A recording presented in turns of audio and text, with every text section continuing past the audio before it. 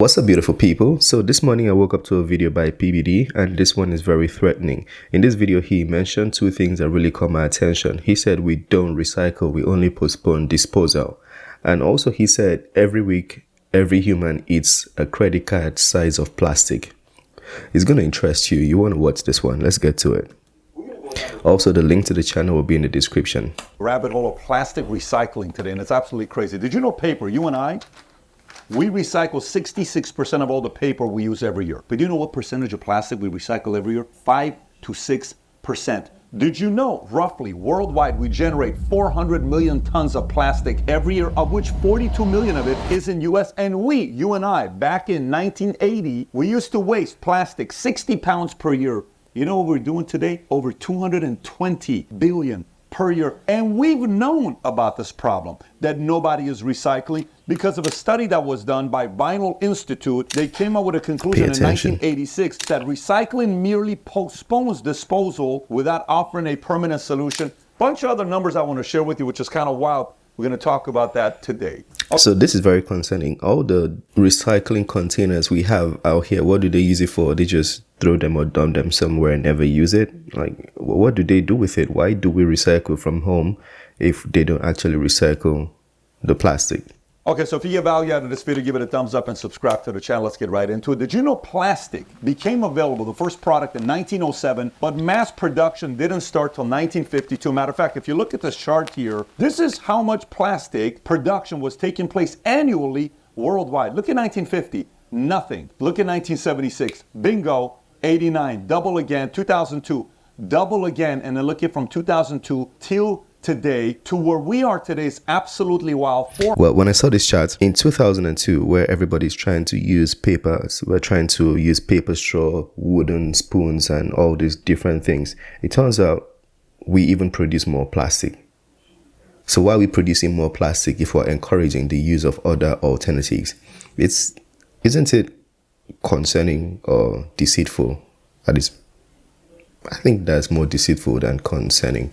100 million tons of plastic every year. By the way, just 70 years ago, it was nothing. Meaning, this is not yet a problem that we all know a lot about. The right people know it's a big problem, but they're not talking about it. Very similar to the oil and the tobacco industry. For example, the tobacco industry, many, many years ago, they knew this was a problem. They knew tobacco was a problem. They knew about this early on in the 50s when documents reveal that tobacco companies had internal research showing the link between smoking and lung cancer, but they didn't tell you about us. They marketed kids, they marketed women and minorities despite knowing the health risks, which eventually led to in 1998, major tobacco companies reached a historic settlement with 46 US states agreeing to pay billions of dollars in compensation and fund anti-smoking campaigns. It was so bad that in 2005, they made a movie called Thank You for Smoking, and Aaron Eckhart was in it. The whole thing was about how lobbyists played a big role in making sure you and I thought it was cool to be smoking. Doctors smoke cigarettes and they're so cool. We got to go do this. Well, by the way, oil companies went to do the same thing as well. Let me give you some stuff on what happened with oil companies. Companies like ExxonMobil revealed in the 70s that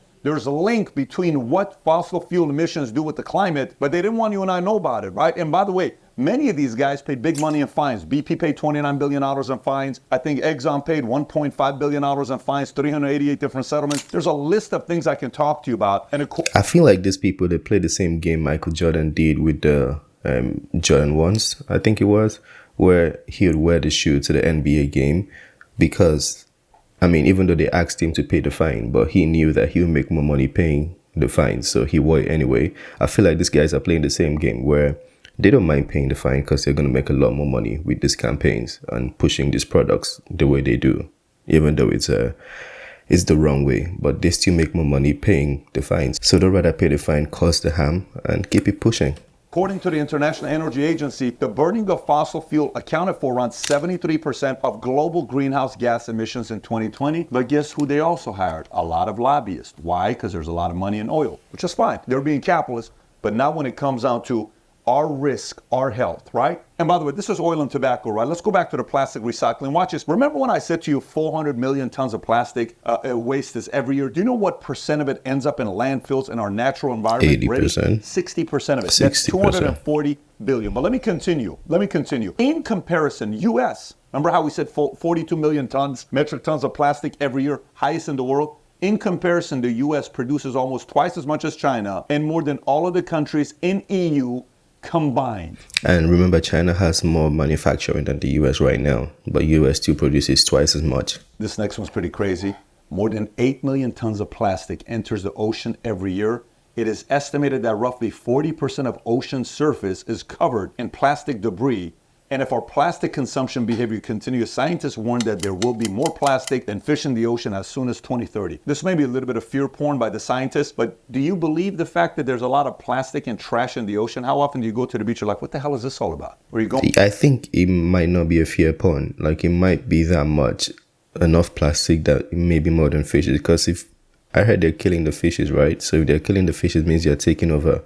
And it might be more plastic than fishes. Yeah, it's possible. With the boat, you're like, why is it so dirty over here? I believe that. 100,000 animals die from plastic entanglement every year. Let me give you a couple more here. Humans ingest 5 grams of plastic every week. You know what that is? That's 1 credit card every week. Every week, you and I eat 1 credit card, which, by the way, in 10 years' time... I mean, the way he said it, every week you and I eat 1 credit card. We would have eaten 5 pounds of plastic and 44 pounds worth of plastic over the course of our lifetime. We eat a lot of plastic, folks. COVID-19 added another 26,000 tons of plastic pollution in the ocean. The whole mask and everything that we had going on, that's a whole different story that we're talking about. And by the way, the list is long, so a lot of companies want to be able to say, well, we do recycling, we do all this stuff. Even Starbucks, check this out. Not one of these plastic food service items, including the polypropylene cup lids that Starbucks touts as recyclable, has ever met the FTC Green Guide legal definition of recyclability. As if you're not already overloaded on all this data, I'll give you another one. Do you know how long it takes for plastic to decompose? Ready? Somewhere between 20 to 500 years. That's a long time. This is kind of complicated because there's an element of, where you're going to need the private and the public sector to solve the problem. And on the public side, the government, you and I are going to be paying for it. Private sector, because a lot of these companies have to figure out a way to come up with better stories for you to say, I want to buy from this company because it's doing X, Y, Z. So let me kind of unpack how I'm viewing this. EU comes out and says by 2025, all beverage bottle made of PET plastic must contain at least 25% of recycled content. Okay, fine. We're going that direction. That's a good progress that they're making. However, in a consumer economy like America, fast fashion, why are we buying so many more clothes than we did before? We're throwing away 81.5 pounds of clothes every year, not buying, throwing away 81.5 pounds. What are we doing with all this stuff? Why is our closet so full of stuff that we're never going to be using? It is an element where this has to be education from top down, because remember, this is just the 70-year problem, not even 70. Even when plastic came out in the 50s, we were not making that many of them. Even in the 70s, we were making a lot of them. It's in the 80s, then 2000 when this just took off. So even if we look at this chart,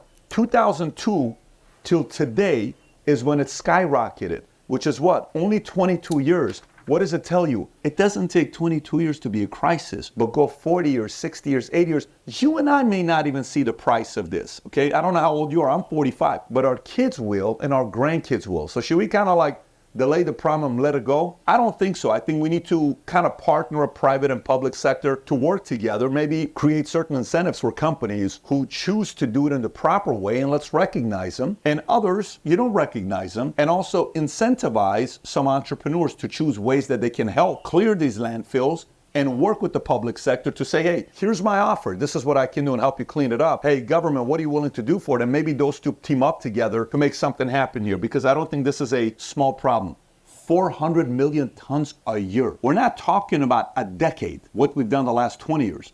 That's per year, and US is 42 of it. So lots of thoughts here on how to fix them. We got a bunch of ideas here. I'd be curious to hear your thoughts. If you have any ideas or thoughts, comment below. Okay, so if you got value out of this video, give it a thumb.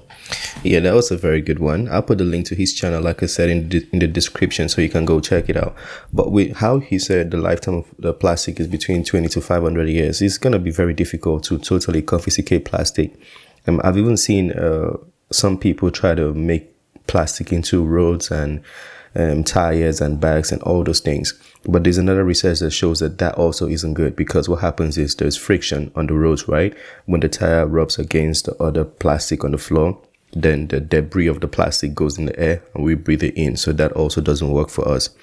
It's going to be a tough one to recycle plastic. What we have to do, at least to start with, is to accumulate it into one space first, go clean the oceans together, of course, try to clean the oceans and lump it together to start with, and then we can start separating and see what we can, reuse. If you want to put some in your car, I see they use some for carpets now in cars. Is it the new poster too or something like that? They try to use all these plastics and stuff. But yeah, it's going to be hard to confiscate plastic. The major concern for me is, how do we stop eating one credit card of plastic every week? How can we stop that? Maybe that's what is causing the surge in cancer now. The research shows, I think last year, 10 million people died of cancer. In America, 1 in 2 women would have cancer, 1 in 3 men would have cancer. That is, it's been exponential compared to how it used to be. I mean, it's always been a situation, but now with the plastic surge, if you see how it's going up, the trend for cancer also goes up like that. I don't know. It's going to be a tough one, but I think to start, we should, at least pull all the plastic to one place as a unit, as a global unit. Everybody comes together, all the nation comes together, try to clear the plastic from your space, and whatever your territory is in the Pacific Ocean, you try to clear that out. And let's start from there. Anyways, that was a very beautiful video by PBD as always. I enjoy watching his videos, so I thought I should bring this one to the channel. Share your thoughts, smash the like button, subscribe, and I'll see you on the next one. Peace.